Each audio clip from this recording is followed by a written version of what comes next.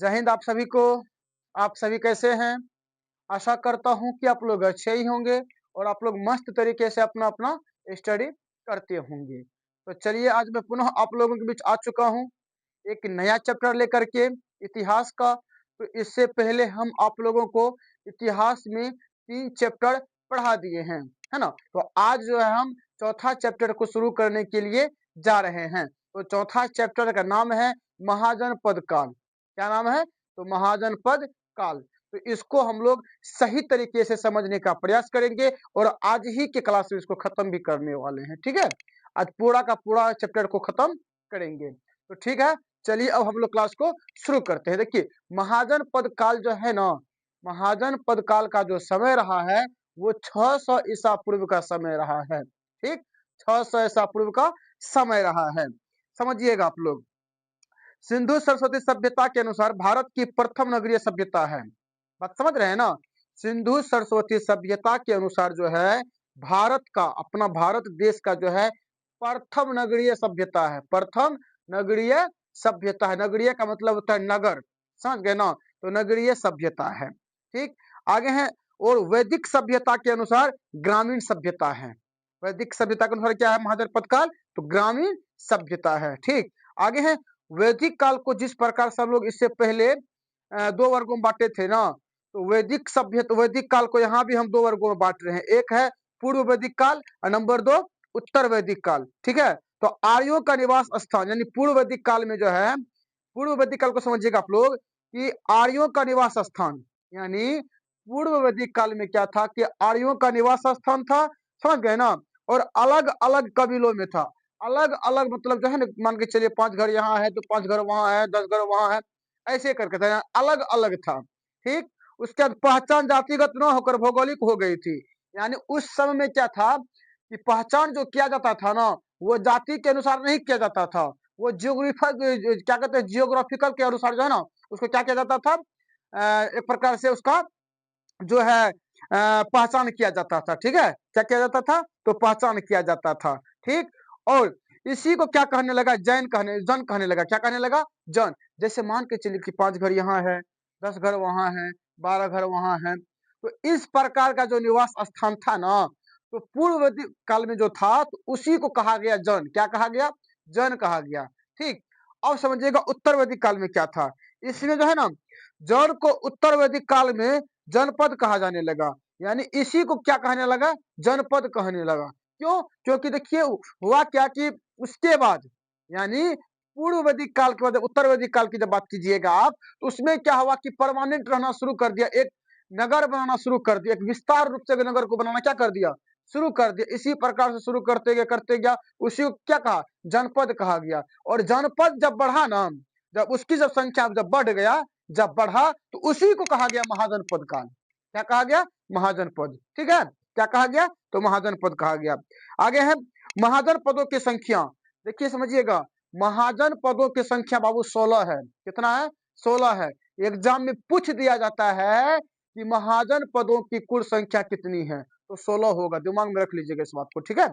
चलिए, इसे भारत में दूसरी नगरीकरण कहते हैं। यानी महाजन, यानी 16 महाजनपद को भारत में दूसरी नगरीकरण कहते हैं। क्या कहते हैं? दूसरी नगरीकरण कहते हैं। और इसकी जानकारी कहाँ से मिल रही है? यानी महाजनपद की जो है जानकारी कहाँ से मिल रही है? तो ये जो है बौद्ध ग्रंथ से भी मिल रहा है और जैन ग्रंथ से भी मिल रहा है। तो बौद्ध ग्रंथ का एक बुक है अंगुत्तर निकाय, इससे समझ गए ना। और जैन ग्रंथ से जो है ना भगवती सूत्र से पता चल रहा है, ठीक है। यानी भगवती सूत्र से जानकारी प्राप्त हुई है, ठीक, महाजनपद को लेकर के। आगे है, भारत से बाहर स्थित महाजनपद 2 थे बाबू। कितने थे? 2 थे। यानी भारत से बाहर जो स्थित महाजनपद जो थे, महाजनपदों की संख्या 2 थी, जो कि आपको 1 नंबर पे आता है कंबोज और दूसरा है गंधार। ये दोनों का दोनों अफगानिस्तान पाकिस्तान में पड़ता है, ठीक है। पाकिस्तान अफगानिस्तान पे पड़ता है, उत्तरी पूर्वी में, ठीक है। तो भारत के बाहर स्थित कितने महाजनपद थे? तो 2, ठीक, कंबोज और गंधार। आगे है, दक्षिण भारत में स्थित महाजनपद मात्र 1 थे, जिसका नाम था अश्मक। क्या नाम था? अश्मक। आगे समझिएगा कि महाजनपद काल में उत्तरी काले चमकीले मृद भांड मिलते हैं। यानी महाजनपद काल में जो है ना, महाजन पद काल में जो मिलता है वो उत्तरी काले चमकीले मृदभांड। मृदभांड का मतलब होता है मिट्टी का बर्तन। क्या होता है? मिट्टी का बर्तन। तो महाजन पद काल का जो बर्तन सब है, मिट्टी का जो बर्तन है, वो बहुत ही ज्यादा चमकीले है। कैसा है? चमकीले हैं। बात समझ रहे हैं ना? आगे है, अब समझिएगा आप लोग कि महाजन पद जो बोले हैं कि 16 है, अब 16 महाजन पद को समझेंगे हम लोग। ठीक है, 16 का 16 महाजन पद को देखेंगे कि कौन सा महाजन पद शक्तिशाली ज्यादा था, कौन सा नहीं था, कौन सा कमजोर था। उन सभी को लेकर के हम लोग चर्चा करेंगे आज के ही क्लास में। ठीक है, तो समझिएगा आप लोग। आगे है नंबर 1 में है अंग। क्या है? अंग। अंग के बारे में समझिएगा आप लोग। अंग जो है ना, जो अंग की जो राजधानी थी, अंग एक महाजन पद है। ठीक है ना? तो अंग महाजन पद की राजधानी कहाँ थी? तो चंपा में थी। कहाँ थी? चंपा, जो कि मालिनी में पड़ता है। समझ गए ना? और अभी के समय में वर्तमान में बात किया जाए तो ये आपको भागलपुर एक जिला है ना अपना बिहार का, तो वहां पड़ता है अंग महाजन पद। ठीक है, तो 600 ईसा पूर्व की हम बात कर रहे हैं ना, उस समय में भागलपुर के एरिया का नाम रख दिया था अंग महाजन पद। तो वो लोग क्या किए थे कि उसका जो राजधानी रखा गया था, उसका राजधानी रखा गया था चंपा, है ना, चंपा मालिनी। और ये एक व्यापारिक केंद्र था अंग महाजनपद का। ठीक है, आगे है मगध। अब मगध महाजनपद को समझते हैं। मगध ये जो है ना, अभी वर्तमान समय पटना व गया में पड़ता है। पटना और गया, बात समझ रहे हैं ना? पटना और गया में जो है ना, ये आपको मगध महाजनपद मिलेगा। ठीक, और इसका जो राजधानी था उस समय में, क्या कहते हैं, महाजन पद काल, क्या कहते हैं, 600 ईसा पूर्व के समय में, 600 ईसा पूर्व के समय में, तो प्रारंभिक सबसे पहली बार जो मगध का जो राजधानी बनाया गया था, वो गिरिब्रिज को बनाया गया था। किसे? गिरिब्रिज। वर्तमान में उसको क्या कहते हैं? राजगीर कहते हैं। क्या कहते हैं? राजगीर कहते हैं, है ना? हालांकि पुरानी अगर नाम कहिएगा तो राजगिरी होगा। क्या होगा? राजगिरी। और गिरिब्रिज होगा। क्या होगा? गिरिब्रिज। ये दो नाम थे, पुरानी नाम है। समझ रहे हैं बात को? और बाद में कि उसका क्या नाम रखा गया? पाटलिपुत्र। क्या रखा गया? पाटलिपुत्र। अभी हम लोग क्या बोलते हैं? पटना बोलते हैं। क्या बोलते हैं? पटना बोलते हैं। लेकिन उस समय में क्या था? उसे गिरिब्रिज बोला जाता था, या नहीं तो जो है क्या कहते हैं, राजगिरी ही बोला जाता था। ठीक है, आगे है, यह सबसे शक्तिशाली महाजनपद था। मगध जो है ना, मगध महाजनपद जो थे, बस समझ रहे हैं ना, मगध साम्राज्य या मगध महाजनपद जो थे, ये बहुत ही ज्यादा शक्तिशाली थे। ठीक है, बहुत ही ज्यादा शक्तिशाली थे। और समझिएगा किसके कर आखिर ये शक्तिशाली थे, ये भी समझ लेते हैं हम लोग। तो हाथियों की उपलब्धता था, यानी उस समय क्या था कि वहां पे हाथी की क्या था, हाथी मतलब बहुत ही ज्यादा मात्रा में वहां पे रहते थे। हाथी से बहुत सारे जो है मान के चलिए सामान को यहाँ से वहां ले जाना, वहां से यहाँ लाना, क्या था उसका एक प्रकार से क्या था, एक व्यवस्था बना हुआ था। समझ गए ना? एक वो हो गया जुगाड़। उसके बाद दोआब क्षेत्र था, यानी सोन व गंगा नदी के बीच में था। दोआब नदी का मतलब ये होता है बाबू कि दो नदियों के बीच मध्य स्थान को क्या कहते हैं? दोआब कहते हैं। ठीक है, तो वो था। उसके बाद लोहे की उपलब्धता थी, यानी लोहा अधिक मात्रा में वहां पे पाया जाता था। ठीक है, और शासकों की नीतियां बहुत ही अच्छी तरीके से चल रही थी वहां पे। इसलिए जो है इस रूप से कह सकते हैं हम लोग कि मगध जो थे वो बहुत ही बड़े शक्तिशाली थे। क्या थे? शक्तिशाली थे। ठीक, अब आ जाइए आप लोग वज्जी संघ, है ना, तीसरा महाजन पद क्या कहता है? वज्जी संघ। वज्जी संघ जो है ना बाबू, वो 8 अलग अलग जातियों के गणराज्य का संघ था। 8 अलग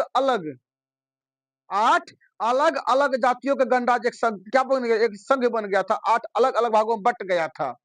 ठीक है, नंबर 1 का था, नंबर 1 में है कपिल वस्तु के शाक्य। आगे है रामग्राम के कोलिय।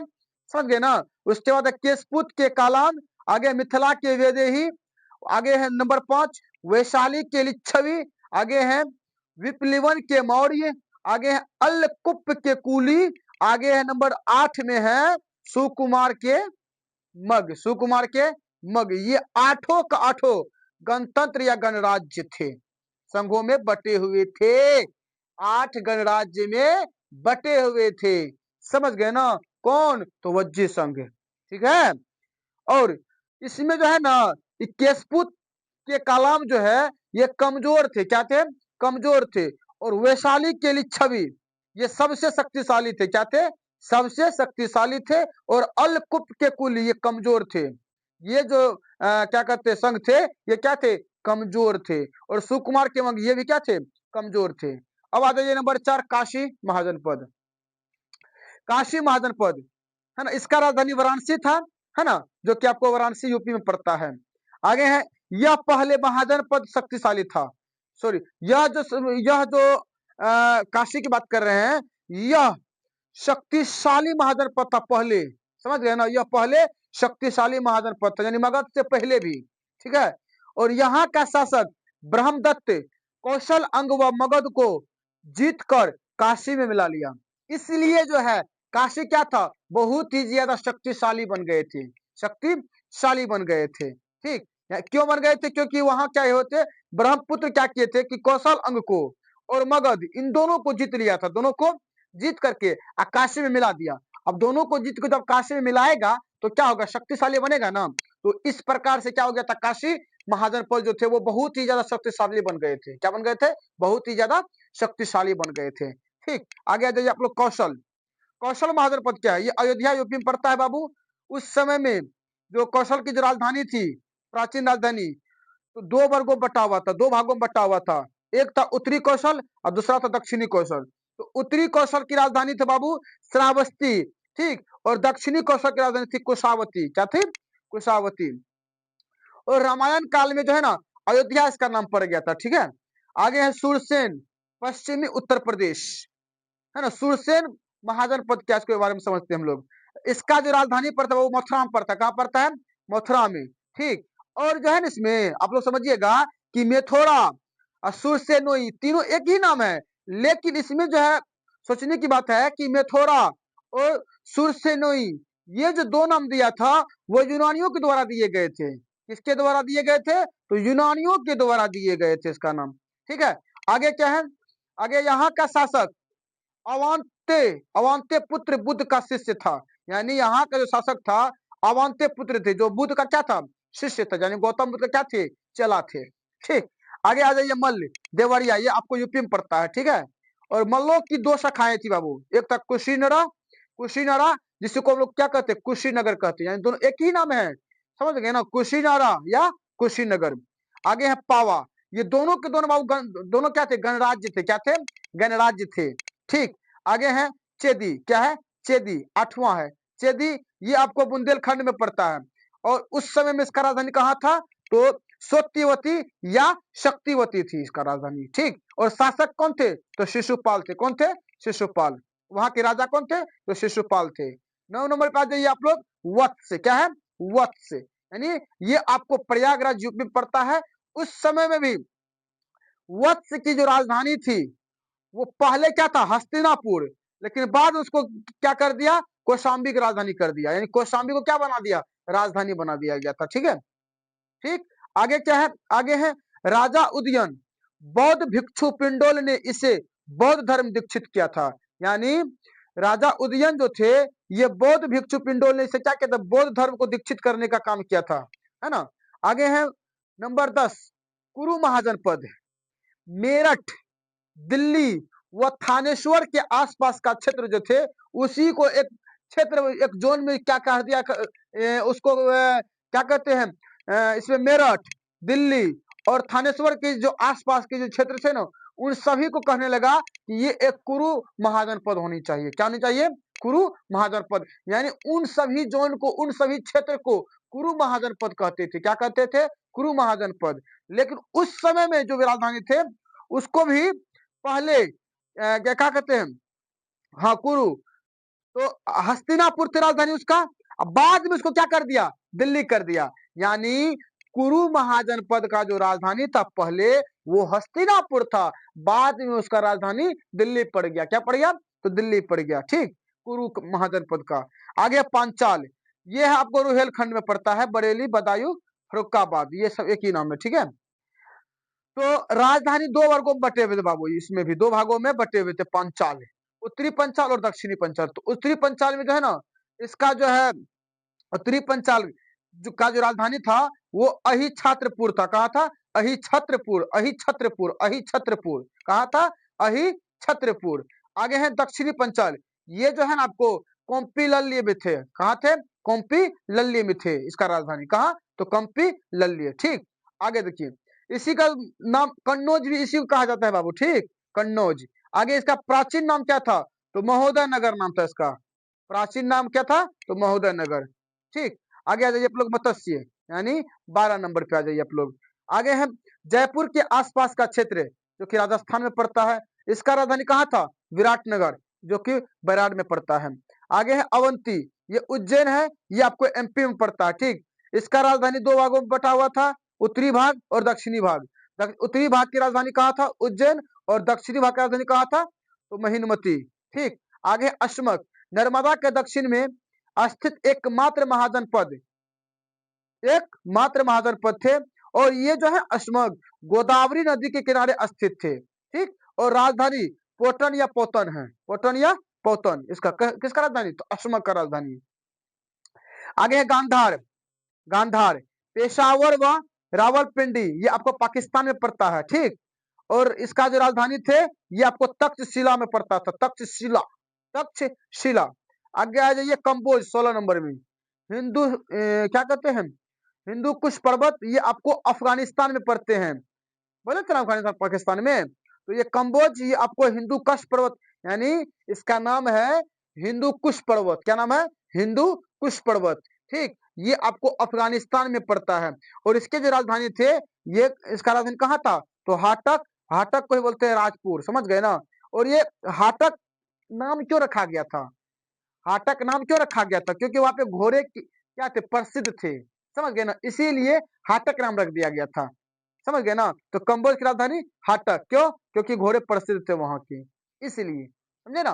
तो चलिए, महाजनपद काल का बस इतना ही कहानी है, समझ गए ना। आपको ज्यादा इसमें याद नहीं रखना है, आपको सिर्फ और सिर्फ क्या कहते हैं, महाजनपद और महाजनपद का राजधानी, ये आपको याद रखनी है। बात समझ रहे हैं ना, उतना से ही आपका काम बन जाएगा। तो चलिए, तो क्लास खत्म हुआ। महाजनपद काल का चैप्टर जो था उसको भी खत्म कर दिए हैं। आप लोग इसको अच्छी तरीके से घर पे पढ़ने का प्रयास कीजिएगा, है ना, और इसको याद करना है आप लोगों को। तो चलिए, हम क्लास को यहीं पे खत्म करते हैं। आप सभी को जय हिंद, जय भारत।